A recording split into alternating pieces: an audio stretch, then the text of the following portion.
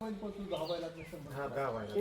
कला आहे जे आपण हे करतोय ना ती खेळ आहे. ती खेळ त्याच्या डोक्यात बसला पाहिजे, मालकाच्या डोक्यात बसून उपयोग नाही. बैला डोक्यात बसला पाहिजे, बैलाच्या डोक्यात खेळ पाहिजे.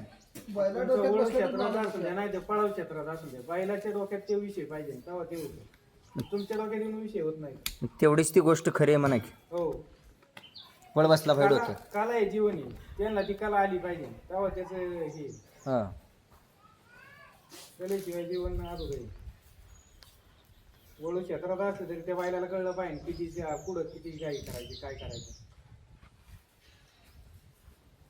आता बैलाला किती वर्ष झालं झटताय तुम्ही?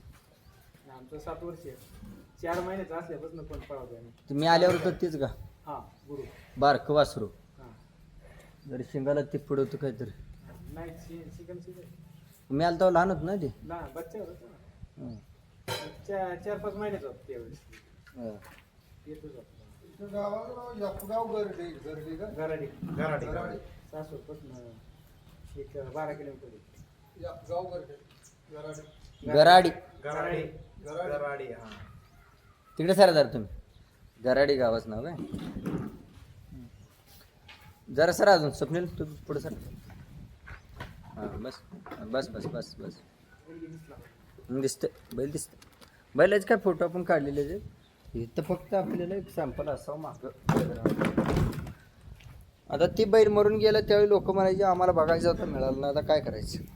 हां शेवट सावध झाली तोपर्यंत असते तोपर्यंत नाही त्यांना कळत. या जगात मेल्यावर नाव होते.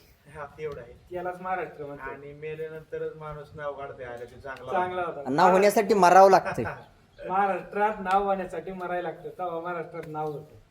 मग राजमळग्यात असा मेला आहे, अजून शरीर जिवंत आहे, मन जिवंत आहे. किंमत नाही त्याची. हा ज्यावेळेस तुमची हे होते